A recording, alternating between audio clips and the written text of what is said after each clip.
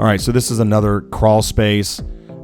This is where I flipped it over and how nasty it is on the other side. It's soaking wet on the other side, showing most definitely that we have moisture rising up. Here's next to it is a piece of steel that was laying underneath it. So I pulled it back. That's a piece of rebar. This house is only 1 year old, and that rebar looks like it came out of the Titanic. The amount of water vapor that comes up on the crawl space through the earth is, I believe, actually the majority of the moisture we're trying to manage. In many cases, of course, the taller the crawl space, the less influence the moisture from the earth has. The shorter the crawl space, the more influence it does have. So just trying to reiterate that we have a ton of moisture that comes from the earth. That's why the polyurethane sheathing is required. The confusing thing is that's actually part of the energy code. And I think I may be the only energy person in the state of Texas that actually reads that and looks for it. Not because of energy, because of resiliency. That's why I care. All right, I'm going to give a little extra on this one. Crawl spaces are confusing because we think that they have to be shallow, right? Crawling spaces. So when I look at my coastal projects, they're really, very high. The space that's above, that's actually a cold floor.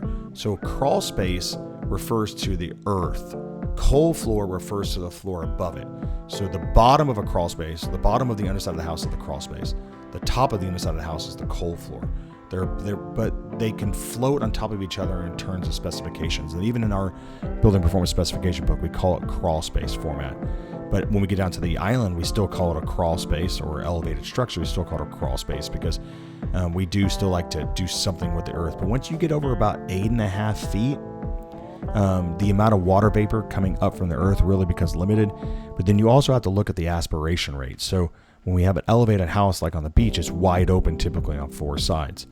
But then every now and then I'll get one with that on the island that's about 8 feet up, and they'll want to park a vehicle underneath it. So they think putting like 3 walls up, and especially if it's like a breakaway wall with a small vent, that'll actually trap that moisture at a higher rate due to the velocity coming underneath the structure and just rot that car.